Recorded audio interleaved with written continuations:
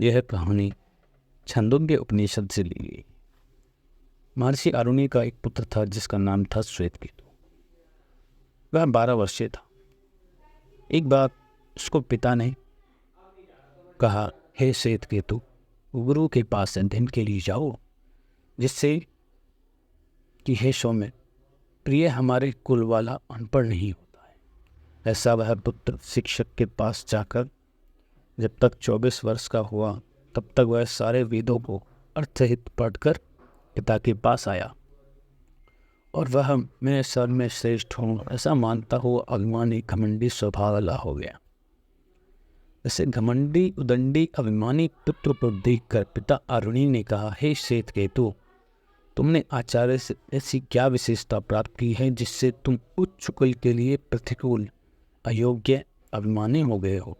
क्या तुम वह जानते हो जिसके सुनने से दूसरा ना सुना हुआ भी सुना हुआ हो जाता है, न विचार किया हुआ भी विचार किया हुआ हो जाता है और न जाना हुआ भी जाना हुआ हो जाता है?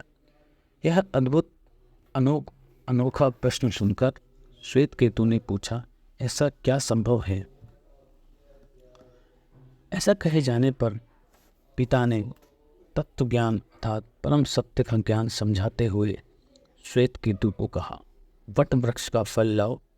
श्वेतकेतु ने झट ही कहा, यह लीजिए भगवान। अरुणि ने कहा, इसमें क्या देख रहे हो? श्वेतकेतु ने कहा, छोटे छोटे बीज। अरुणि, इनमें से एक बीज को तोड़ो। यह तोड़ दिया भगवान। इसमें क्या देख रहे हो? कुछ भी नहीं भगवान।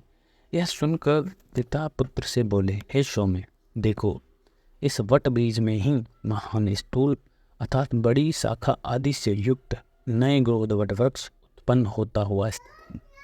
इसी प्रकार सूक्ष्म तत्व से ही स्थूल दृश्य जगत उत्पन्न होता है।